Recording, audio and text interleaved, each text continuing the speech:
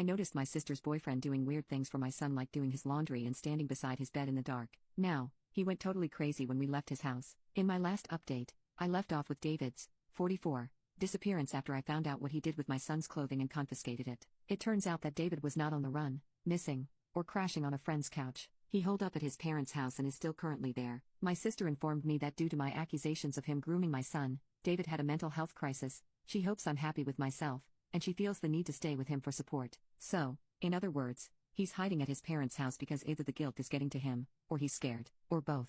His entire family is infuriated with me. Whatever story he's feeding them is making me look insane in their eyes. Not once did they ask me for my side of the story. After I went to the police, my sister decided to kick me out of her home. I saw it coming a mile away, so I'm not too upset by it. I just wish she didn't feel such fierce loyalty to him and his family. I don't even know how to explain to my kid that his aunt doesn't support him. She does know I was approved for housing, and that I have no other place for our belongings at the moment, so she at least has the decency to let us keep our stuff there until we can fully move out. I guess that counts for something. David's behavior, though, got so much worse during this mental health crisis. The harassment escalated to stalking. Under the guise of wanting to clear the air, he showed up to Roman's baseball game that was held at a different school to try and speak with him. That means he found his schedule, the exact time he was playing, and the address of that school, found the motel we'd been staying at. We had to move to a different one after this incident. Created 3 other Instagram profiles to message him about how this is all a misunderstanding, how much he misses him, etc. Some of these messages were awful. Things like don't let other people make decisions for you, and you're old enough to decide who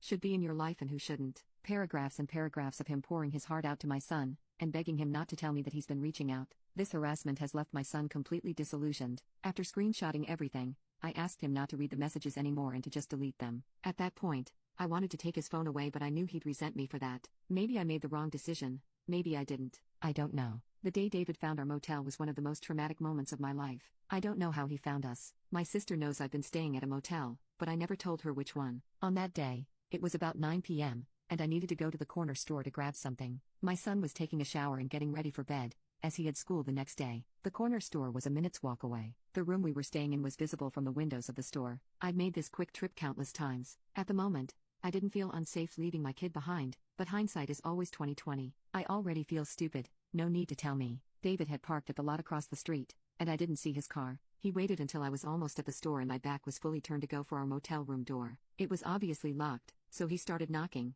but by then I had already heard him and was running in his direction. I nearly blacked out from the fear and adrenaline, and it's hard to remember much. I recall that he didn't seem angry. He just had this miserable, panicked look in his eyes. He really did look like someone who was going through a mental health crisis. I told him I was calling the police and that he needed to leave. He said that he was entitled to a conversation with me, but he ran off once he saw me dialing 911. To me, his reasoning is bullshit. He keeps saying that he wants a conversation and to clear the air with me, but if that were true, then why didn't he approach me? He knew I wasn't in the room. Why did he essentially try to break in, where he knew my son was alone? I of course documented this incident with the police, which I will get into right now. On Monday, March 27th, the day after my last update and days before the aforementioned events occurred, I went to the police for the first time. The police officer I spoke with sat me down and allowed me to talk about everything: how David was very close with Roman, what I caught him doing with his clothes, the messages, etc. I presented the evidence that I had as well. I showed the video footage and gave her the article of clothing I confiscated, as well as the text messages and Instagram and TikTok messages. She then told me she would contact the district attorney, which she did soon after. I was shocked by how fast the process was moving,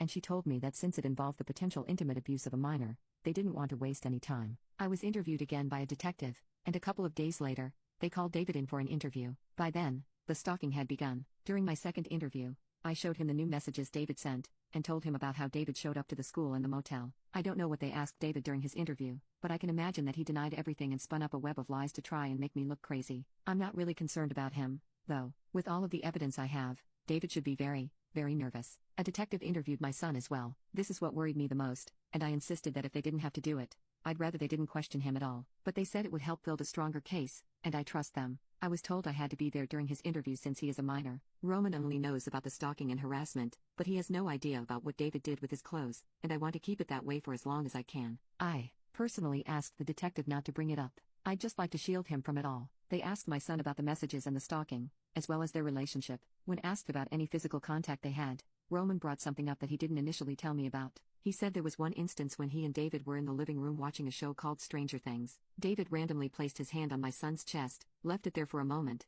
then said, "I'm glad you're alive." I Don't really know what to make of that, but combined with everything else he's done, it's very disturbing. I asked my son about it afterward, and he said that he didn't tell me because it didn't make him feel uncomfortable. As an isolated event, I guess it could seem like an innocent act to a 13-year-old, so I understand why he didn't bring it up, but I don't know. All I can do is take his word for it. In terms of the case, they are now requesting a warrant of arrest with the clerk of the court. If this is granted, then David will be arrested and charged with lewd and lascivious behavior, harassment, and stalking. He could end up getting up to 5 years in prison, maybe even more since a minor is involved. So that's where I'm at right now, waiting for the clerk's decision. The waiting game is stressful, but I'm trying to focus on the positives as much as I can. It's nice to see how fast the police and detectives are working and how seriously they are taking my case. All I can do is trust that the outcome will be in my favor. After the interviews, all of David's harassment stopped. Good thing, too. Stalking and harassment of a minor is a felony, and I'm sure knowing that the police are onto him scared him. I'm not naive enough to feel safe, though. I filed a petition for a protective order after the motel incident. I've been feeling paranoid and having a lot of anxiety lately, always looking over my shoulder, flinching when I see a stranger who looks like him, etc. I'm entitled to a conversation with you, he said when he tried to break into my motel room, but I didn't believe him. I think David believes he's entitled to unrestrained access to my child due to their prior relationship. The entitlement is what scares me the most, that someone can just take something because they feel like it belongs to them. I'm scared to go anywhere with my kid. Anytime he goes to school, I fear that it will be the last time I see him.